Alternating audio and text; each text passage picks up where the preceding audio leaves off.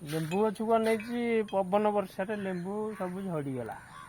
କ'ଣ କରିବା, ପ୍ରବଳ ଲେମ୍ବୁ ହେଇଥିଲା। ବର୍ତ୍ତମାନ କଷି ବି ହେଇଠି ଏଇ ସାଇଜ୍ ହେଇଯାଇଥିଲା, ଏଇ ସାଇଜ୍ ଏସବୁ ଝଡ଼ିଗଲା। କେତେ ହେଇଥିଲା ମାନେ ଶିଣି ଉଣି ହେଇକି ସବୁ ଝଡ଼ିଗଲା। ଆଉ ସେଇଥିପାଇଁ ଲେମ୍ବୁ ଗଛକୁ ଦେଖିଲେ ଟିକେ କଷ୍ଟ ଲାଗୁଛି। ଆଉ ତଥାପି ବି ବାରିରେ ଯେହେତୁ ଅଛି ଟିକେ ଦାୟିତ୍ୱ ନିଆ ହେଉଛି। ବୋତଲ କଣ ଲଗେଇଛ ଯେ? ବୋତଲରା ଲାଗିଛି, ପବନ ହେଲେ ଏମିତି ଯେଉଁ ସାଉଣ୍ଡଟା ହେଉଛି ଭିତରକୁ ଗାଈ ଗୋରୁ ପଶିବେନି ରାତିରେ, ସେଇଥିପାଇଁ ଲାଗିଛି।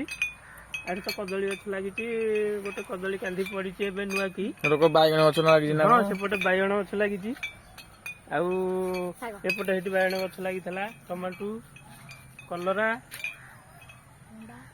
ଅମୃତଭଣ୍ଡା ଗଛ ସେଠି ସବୁ ଏମିତି ସବୁ ବାରିରେ ମାଙ୍କଡ ଖାଇନି ବୋଲି ରଖାଯାଇଛି ଆଉ ଜଲ୍ଦି ସିଷ୍ଟମ କରାହେଇକି। ଏମିତି ବାରିରେ ସବୁ ଜିନିଷ ଲାଗିଛି ଘରେ ଚଳିବା ପାଇଁ। ଆଉ ପନିପରିବା ତ ଯାହା ରେଟ୍ ସବୁ ଜାଣିଥିବେ, ସେଥିପାଇଁ ବାରିରେ କିଛିଟା ଲଗେଇଲେ ଚଳି ଯାଉଛି।